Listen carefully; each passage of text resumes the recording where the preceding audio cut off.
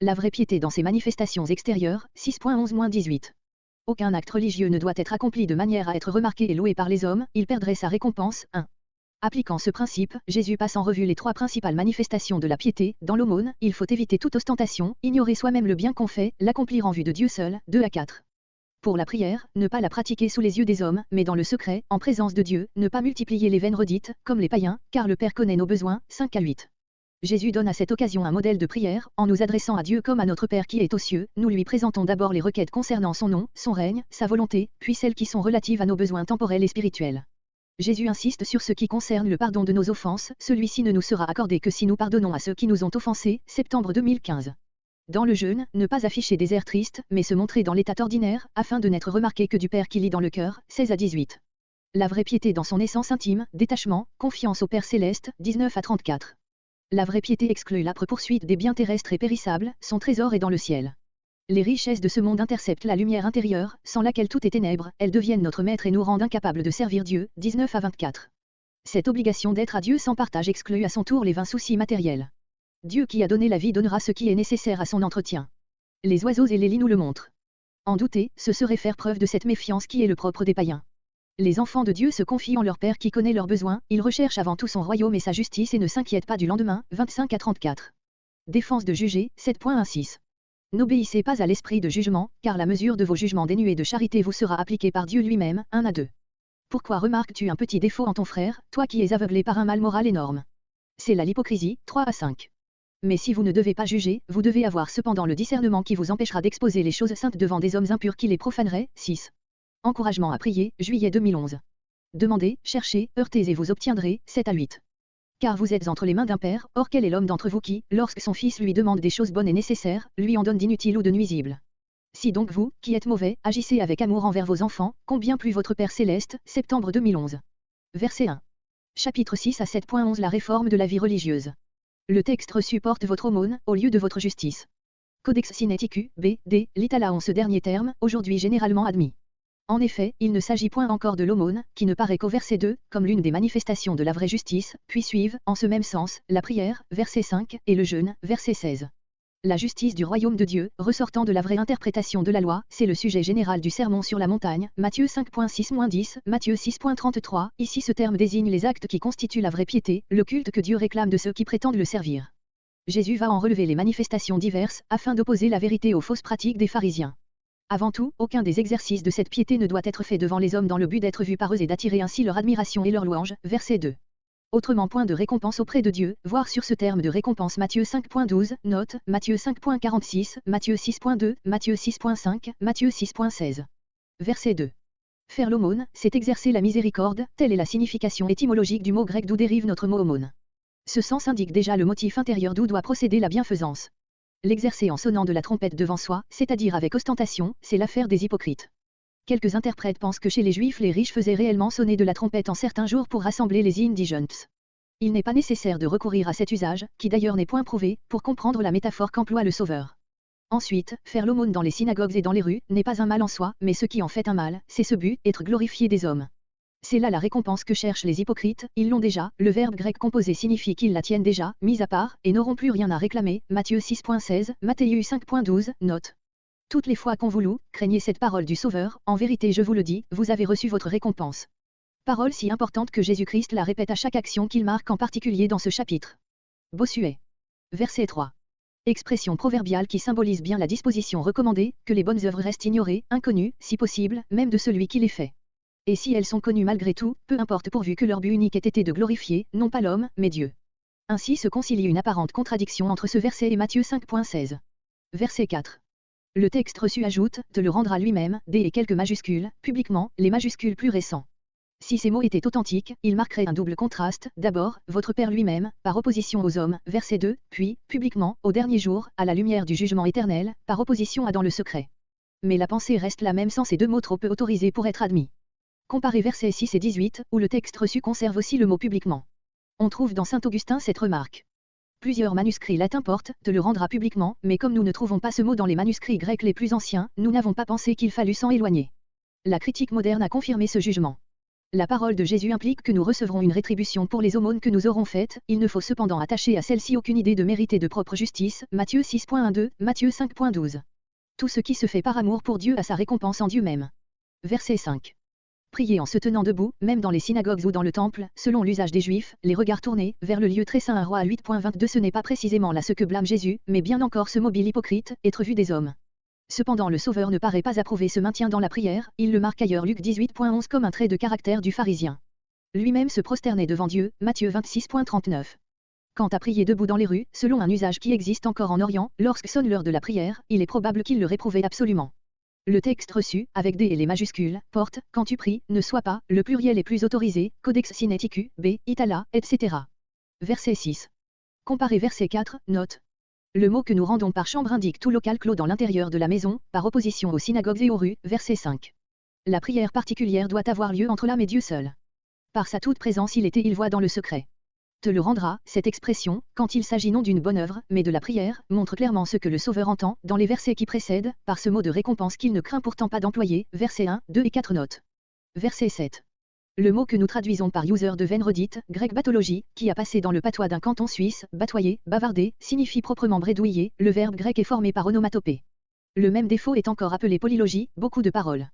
On sait jusqu'à quel point ce trait du paganisme a reparu dans une grande partie de l'Église chrétienne. Du reste Jésus n'entend point fixer la durée de la prière comparée Philippiens 4.6. Augustin commente ainsi ces paroles. Il n'y a pas dans l'oraison, beaucoup de mots, mais beaucoup de prières, si le cœur y persévère avec ferveur. On a dit aussi avec justesse, priez Dieu, ce n'est pas le règne. Verset 8. La toute science de Dieu, fondement de notre confiance en lui et de la prière, suffit pour prévenir les vaines redites, mais elle doit aussi nous encourager à lui ouvrir notre cœur et à lui exposer tous nos besoins qu'il connaît. Verset 9. Vous donc, par opposition aux païens, verset 7, priez ainsi, par opposition aux vaines redites. Mais ce n'est pas seulement la brièveté de la prière que Jésus va enseigner, c'est surtout l'esprit dans lequel il faut prier, les grâces qu'il faut demander et qui répondent aux plus profonds besoins de toute âme chrétienne. Il ne veut donc pas donner une formule de prière à laquelle ses disciples doivent se borner, mais dès qu'ils descendent alors en retracer un si admirable modèle, n'y aurait-il pas de leur part autant d'orgueil que d'ingratitude à l'exclure de leur dévotion? On nous dit que les apôtres ne s'en servaient pas dans leur prière, qu'en savons-nous? Et qu'est-ce que cela prouverait? Quand le Maître a parlé, attendrons-nous que les disciples confirment sa parole? Cette prière est si simple à la fois et si profonde dans les pensées, si humble et si sublime dans son esprit, si riche dans sa brièveté, que tout ce que nous pouvons demander à Dieu pour nous-mêmes et pour l'Église s'y trouve compris. Les 3 premières demandes concernent tous les rapports de Dieu à l'homme, les 3 dernières toutes les relations essentielles de l'homme pécheur à Dieu. Enfin ces requêtes répondent à la fois aux besoins de chaque âme individuelle et aux espérances des enfants de Dieu, réunis en Église dans une sainte et intime communion. Luc 11.1 et suivant, a donné l'oraison dominicale sous une forme incomplète et en lui attribuant une toute autre place. Au premier abord, il semble que l'occasion indiquée par cet évangéliste, c'est-à-dire la demande d'un disciple, enseigne-nous à prier, est historiquement plus naturelle que celle du sermon sur la montagne, que Matthieu lui assigne. Telle est l'opinion de plusieurs interprètes, qui pensent que notre évangéliste aurait librement introduit ici ce formulaire, parce qu'il convient très bien à l'instruction que Jésus voulait donner sur l'esprit dans lequel on doit prier, voir sur cette question Luc 11.2, note. Quoi qu'il en soit, c'est à Matthieu seul que nous devons de posséder en son entier cette admirable prière. Père, tel est le premier mot de cette prière, grec Père de nous ou notre Père. Cette invocation renferme déjà tout ce qui peut inspirer à l'âme qui prie la confiance et l'amour. Ce nom de Père donné à Dieu est à la fois la révélation et l'œuvre de Jésus-Christ. Rarement il se rencontre dans l'Ancien Testament Ésaïe 63.16, comparé Psaume 103.13, jamais dans la plénitude de sa signification chrétienne. Et même il nous faut être réconciliés avec Dieu par Christ et avoir reçu l'esprit d'adoption, pour être rendus capables de prononcer ce nom en vérité. Romains 8.15, Galates 4.6. Prier ainsi, c'est la gloire des fidèles du Nouveau Testament. Quiconque dit à Dieu Père peut tout demander. Bengel. Il faut remarquer encore que Jésus ne nous fait pas dire, en nous isolant chacun dans son égoïste individualité, mon Père, mais notre Père qui est aux cieux. Quiconque est né de Dieu sur la terre est membre de cette immense famille des rachetés de Christ, avec laquelle nous sommes unis, un lien nouveau d'une parenté impérissable embrasse les enfants de Dieu, depuis le plus obscur chrétien dont toute la science religieuse consiste à savoir prononcer avec amour le nom de son Père céleste, jusqu'au esprit des justes qui déjà entourent le trône de Dieu. Qui est dans les cieux, n'exprime pas seulement la grandeur et la puissance de Dieu, mais, comme le montre le verset 10, l'idée que Dieu, bien que présent partout, réside et manifeste spécialement sa présence et sa gloire dans un monde supérieur, que les Écritures nomment le ciel ou les cieux. Ésaïe 66.1, Psaume 2.4, Psaume 102.20, Psaume 115.3, Job 22.12 et suivants, Acte 7.55-56, 1 Timothée 6.16. Le Fils de Dieu est venu de là et y est retourné dans sa gloire, c'est du ciel que vient l'Esprit divin et sur lui et sur les siens. Matthieu 3.16 Acte 2.1 et suivant c'est de là que la voix de Dieu retentit Matthieu 3.17, Jean 12.28 et que les anges de Dieu descendent. Jean 1.51 Le chrétien qui, en priant, élève ses yeux et son cœur vers le ciel, c'est qu'il aspire vers sa patrie. Ni le panthéisme ni l'astronomie ne lui ôteront ce privilège. L'oraison dominicale se divise en deux séries de 3 demandes. Les 3 premières se rapportent à Dieu et à son règne, les 3 dernières à l'homme et à ses besoins. En donnant ainsi la priorité aux intérêts divins, contrairement à l'instinct de son cœur qui le pousse à penser à soi d'abord, le chrétien renonce à lui-même, mais c'est pour se donner tout entier à Dieu, en qui il se retrouve, non plus seul, mais uni à ses frères. L'esprit fraternel devient ainsi dans la seconde partie de la prière le complément de l'esprit filial qui avait dicté la première, l'intercession fraternelle se confond avec la supplication personnelle. L'oraison dominicale n'est donc autre chose que le sommaire de la loi mis en action sous la forme de la prière, le sommaire réalisé d'abord dans l'intimité du cœur, pour passer de là dans la vie entière. Godet. Le nom de Dieu, c'est l'expression de son essence, de son être, tel qu'il s'est révélé à nous dans sa parole. Jean 17.6, Romains 9.17. Sanctify ce nom, c'est reconnaître Dieu, le confesser, le craindre, l'adorer comme saint, c'est surtout l'avoir comme saint dans le cœur. 1 Pierre 3.15. Par cette prière, nous demandons à Dieu que tous les hommes arrivent à sanctify son nom de cette manière. Verset 10. La connaissance et l'adoration du saint nom de Dieu est le principe sur lequel s'établit son règne, sa domination sur les âmes, voire sur ce règne au royaume de Dieu, Matthieu 3.2, note. Ce règne spirituel est d'abord caché dans le cœur des croyants Luc 17.21 implanté en eux par la parole et l'Esprit de Dieu, mais il ne les laisse pas isolés, il les unit dans une sainte et vivante communauté. Demander à Dieu que ce règne vienne, c'est le supplier d'abord que ce règne grandisse en puissance là où il est, en sorte que rien ne se soustrait plus à sa domination absolue, c'est ensuite prier pour que ce règne se propage, s'étende de proche en proche, d'âme à âme, de peuple à peuple, jusqu'à ce qu'il ait pénétré l'humanité tout entière, c'est enfin appeler de ses vux le triomphe final de ce règne, le jour où celui qui en est le sauveur et le roi viendra le rassembler et l'élever à la perfection. Romains 8.21-23, Romains 2.13, 2 Pierre 3.12-13, Apocalypse 22.20. Là où Dieu règne, sa volonté est faite, mais jusqu'à la venue parfaite de son règne dans la gloire, il y a pour ses enfants un long exercice d'obéissance par lequel ils doivent faire de continuels progrès, obéissance active pour accomplir cette volonté de Dieu dans les devoirs les plus difficiles, obéissance passive pour accepter cette volonté, alors même qu'elle brise la nôtre et nous impose les plus douloureux sacrifices. La prière s'étend ainsi jusqu'à l'état idéal où cette volonté sera faite sur la terre renouvelée comme elle est faite au ciel par les anges psaume 103.20-22 et par les justes parvenus à la perfection. Le ciel est la norme de la terre. Bengel. Verset 11. Avant de demander à Dieu les grâces spirituelles dont nous avons un si profond besoin, le Sauveur nous permet de nous décharger sur lui de nos soucis terrestres. 1 Pierre 5.7. C'est ainsi qu'il faut entendre cette demande, sans la spiritualiser arbitrairement en lui donnant pour objet le pain de vie. Pourquoi méconnaître cette miséricorde divine qui nous autorise à nous attendre à elle pour toutes choses? Dans ce sens qui seul convient à l'ensemble de cette requête, chaque mot porte son enseignement, donne, car tout vient de toi, est un don de ta libéralité, le riche doit s'en souvenir aussi bien que l'indigent. Nous, dans la communauté de la charité, de sorte que tous sentent que Dieu veut exaucer la prière du pauvre par son frère à qui il a déjà donné. Aujourd'hui, non des provisions pour un lointain avenir. Notre pain, la nourriture est ce qui est nécessaire à cette vie terrestre, non la richesse et l'opulence. Reste ce mot que nous traduisons très imparfaitement, d'après l'ancienne version latine, par quotidien, ou de chaque jour. Il est difficile d'en bien déterminer le sens, parce que c'est, dans l'original, un mot composé qu'on peut expliquer par des étymologies diverses et parce que, en dehors de cette prière, comparé Luc 11.3 il ne se retrouve ni dans le Nouveau Testament ni dans la littérature grecque. Il n'est pourtant que deux significations admissibles. On obtient l'une en faisant dériver cette expression d'un mot qui signifie « le jour qui vient, donne-nous aujourd'hui le pain du lendemain », ce qui est presque une contradiction dans les termes et peu en harmonie avec le verset 34, l'autre en cherchant la racine de notre vocable dans un mot qui signifie l'être, la substance ou subsistance. Le pain de notre subsistance.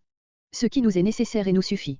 Ainsi traduit Riet, d'accord avec presque tous les pères de l'Église grecque et la plupart des interprètes modernes. On retrouve donc ici à peu près la belle pensée de la prière d'Agur. Ne me donne ni indigence ni richesse, mais nourris-moi du pain de mon ordinaire. Proverbe 30.8. Verset 12. Nos péchés sont nos dettes devant Dieu, dettes énormes que nul ne peut payer Matthieu 18.24-25, Luc 7.41-42, qui doivent nous être remises gratuitement. Cette prière même, enseignée par le Sauveur, est une déclaration touchante que Dieu, dans sa miséricorde, pardonne à toute âme repentante qui l'implore. Son pardon est même beaucoup plus que la remise d'une dette à un débiteur, car en ôtant la peine du péché, il nous met en possession de tout son amour et de la vie éternelle. Et pourtant, le besoin du pardon se renouvelle sans cesse dans une conscience délicate, parce que journellement nous contractons quelque dette qui doit nous être remise.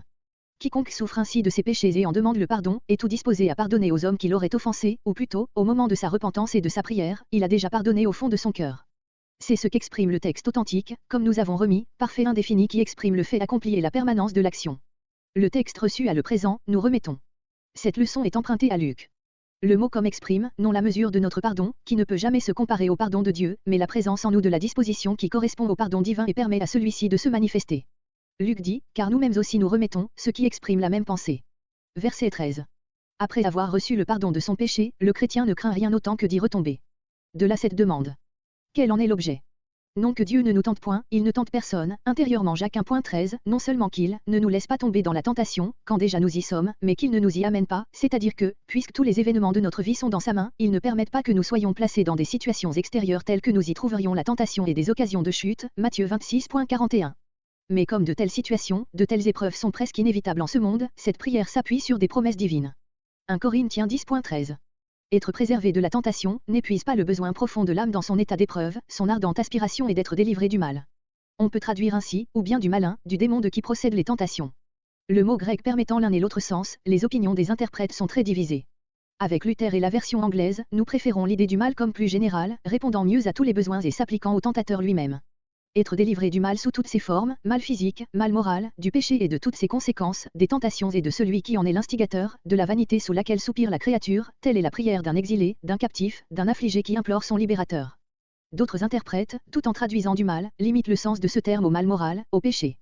Les catholiques et les luthériens font de ce dernier soupir de l'oraison dominicale une prière distincte de la précédente et obtiennent cette demande, le nombre sacré des Écritures.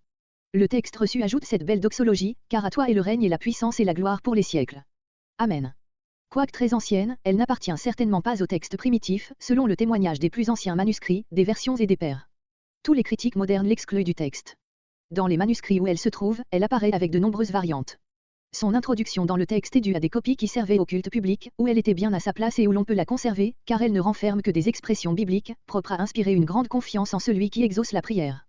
Verset 15. Le texte reçu, avec B et la plupart des majuscules, ajoute leur faute après, aux hommes. Ces mots sont omis dans Codex Sinaiticus, D et des versions. Ces paroles sont une sérieuse application du verset 12, car le pardon que nous accordons aux autres est-il donc la condition du pardon que nous demandons à Dieu? Il en est plutôt l'effet, mais là où cet effet ne se trouverait pas, nous pouvons conclure que la cause n'existe pas non plus, comparez Matthieu 18.23-35. Verset 16. Après la prière, le jeûne, autre manifestation de la piété. Ici encore la justice pharisaïque, verset L, était mêlée de cette hypocrisie qui veut paraître. Cet air triste, ce visage défait n'a pas d'autre but. Il y a en grec un contraste de mots qui rend la pensée plus frappante, ils font disparaître leur visage, sous la cendre, etc., afin qu'ils paraissent aux hommes comme jeûnant.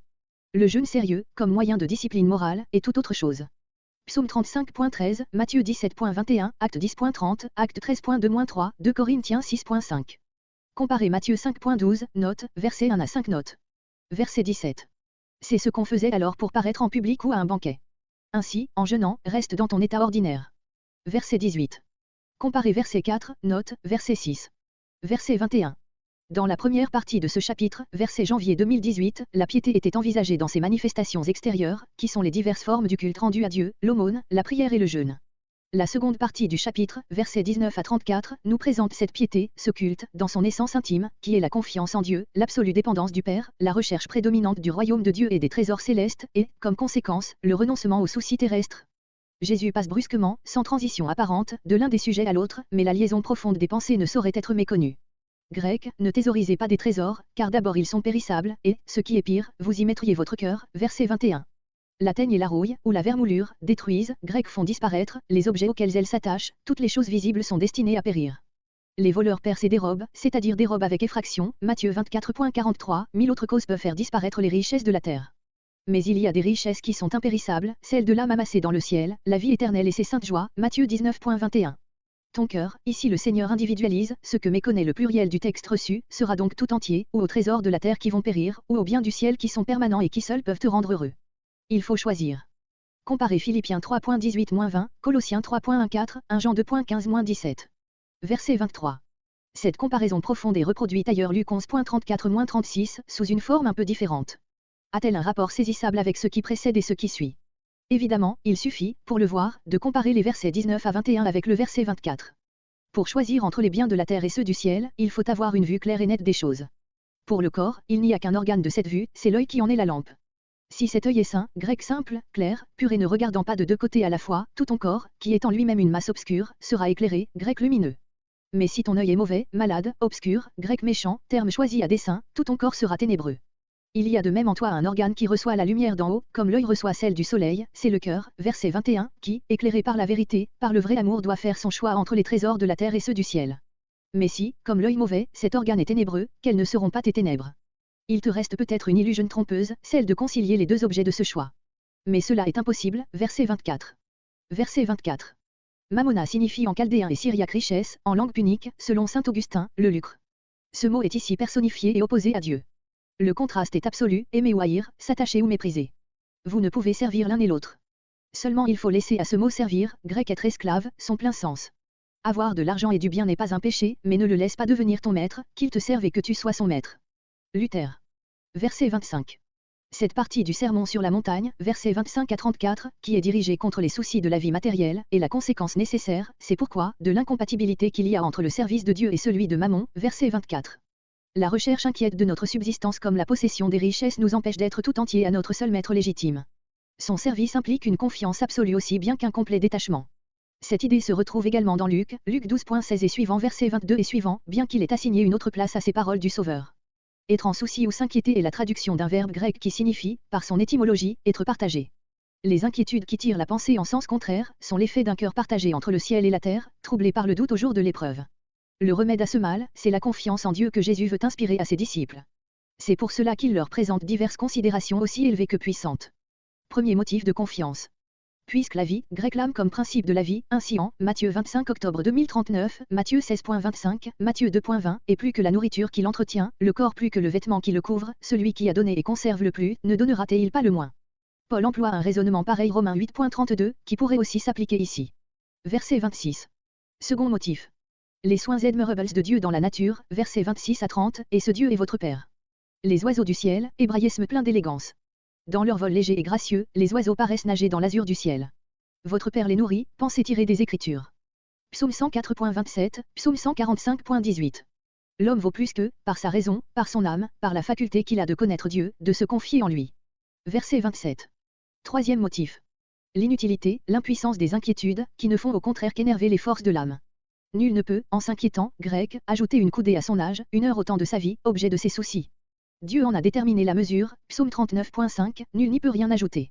Bien que le mot grec signifie aussi la taille, la stature, c'est à tort que la plupart des versions le rendent par un de ces termes.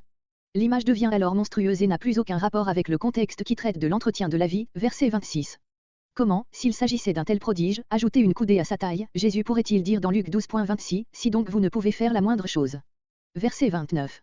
Voir sur ces lits des champs le voyage en terre sainte de Monsieur Félix Bauvette, 7e édition, page 382 et suivant. Le voyageur vit avec admiration, sur le plateau de la montagne des Béatitudes, Matthieu 8.1, note, au pied de l'éminence d'où il suppose que le Seigneur parlait, un magnifique tapis de ses anémones écarlates. Ici encore sa parole sera une démonstration, observez les lits des champs.